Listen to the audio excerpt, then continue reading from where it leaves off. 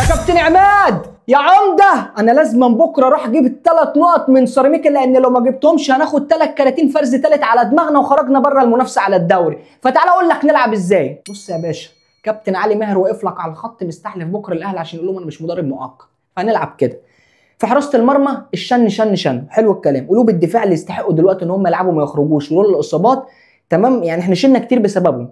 ياسين مرعي اللي في الخروج بالكوره مفيش حد زيه، حلو الكلام. وكابتن ياسر ابراهيم اللي بمعنى صح كده في موقف الرجوله هتلاقيه رقم 1. طيب ناحيه اليمين محمد داني هاني الفش، اللي بصراحه عامل تمريرات تقدميه وعامل صناعه فرص السيزون ده تتحسب. طيب نروح للحته دي. الحته دي فيها تريكايه. لو لعبت بمستر كوكا مع ان انا مش مقتنع بيه، يبقى انت ساعتها هتلعب بمين؟ بديانج وبالرمضان، وبالرمضان يخش في الحته دي كده، وكوكا هو اللي ينزل جنب مين؟ جنب ديانج. طب لو لعبت بعمر كمال عبد الواحد، لا ساعتها هلعب باحمد رضا عشان العب ب2 بيفوت على الدايره، عشان فرقه سيراميكا ما ينفعش تساب لها مساحات لان هم بيخترقوا من على الاطراف ومن على العمق. طيب انا افضل مين؟ انا افضل بكره كوكا، علشان كوكا ينزل هنا وبالرمضان ينزل في الحته دي. مين بقى قدام؟ كابتن امام ربنا يشفيه غايب، يبقى المفروض مين اللي يلعب هنا؟ اشرف بن شرقي.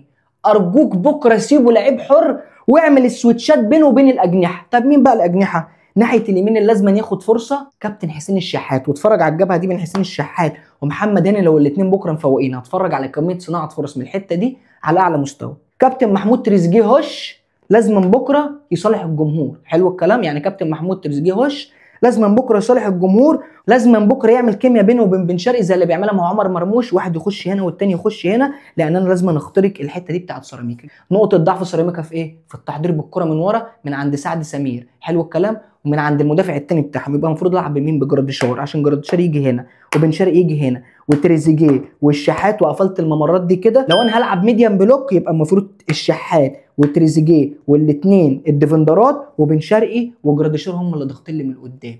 اي حاجه غير كده واي تاليف في التشكيله غير كده مع احترامي الكامل ليك كابتن علي ماهر هيخرجنا بره المنافسه على الدوري. قول لي انت بقى في الكومنتات، هل شايف التشكيله دي فعلا مناسبه للي الاهلي قابل بيها سيراميكا، ولا شكلنا بكره هنقول باي باي دوري ونركز بقى في افريقيا والكاس؟